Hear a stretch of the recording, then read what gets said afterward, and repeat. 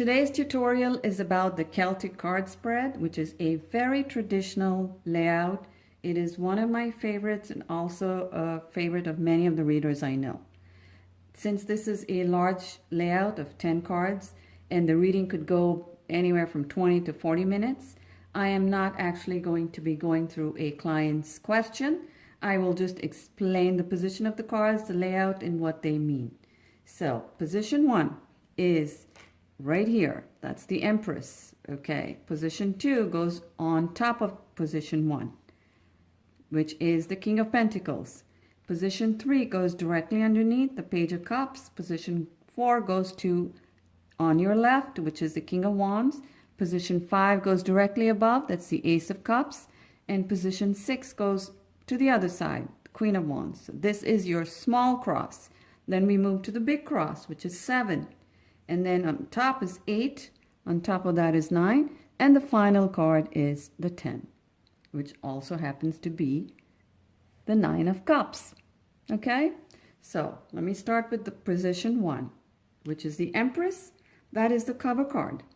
It shows the basic issue at hand or the central meaning of the card. It could also mean what the person is like in that position. Number 2 is the crossing card.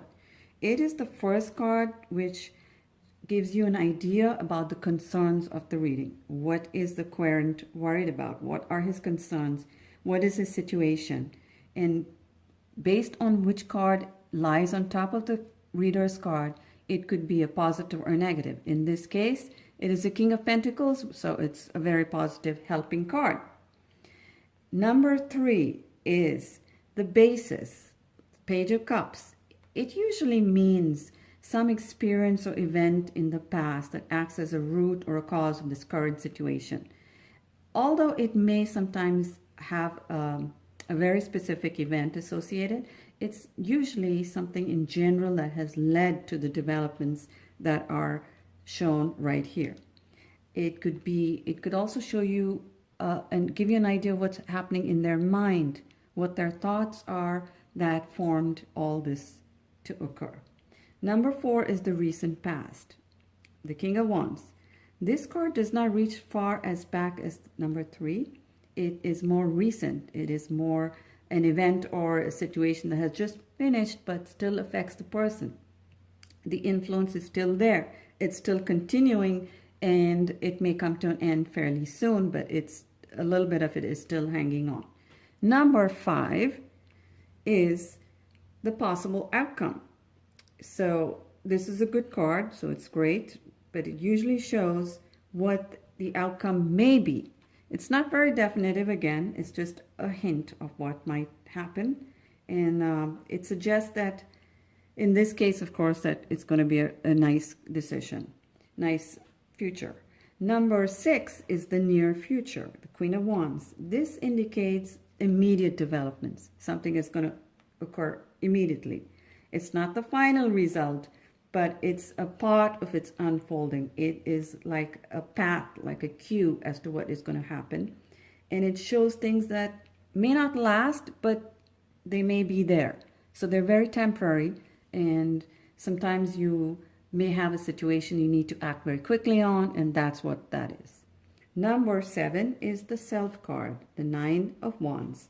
This shows what the person is contributing to the situation. His attitudes, his actions, even his thoughts. Number 8 is the environment, the Judgment card. What kind of environment, what kind of influences are coming from the outside to the querent? It could be a person, it could be an event, it could be a situation that is directly affecting the client. Number 9, which is the 7 of Wands, indicates hopes and fears. The client, the querent, what is he thinking? What is he hoping? A lot of the times what we hope and what we think shapes what happens. And that could be a mixed bag. We hope for the best, but sometimes we fear the worst. These are all situations that lead to the outcome. And this, which is the 9 of Cups, is the final outcome. Now, when you do the Celtic Cross, As you can see, each one winds around the other and then they all lead up to this.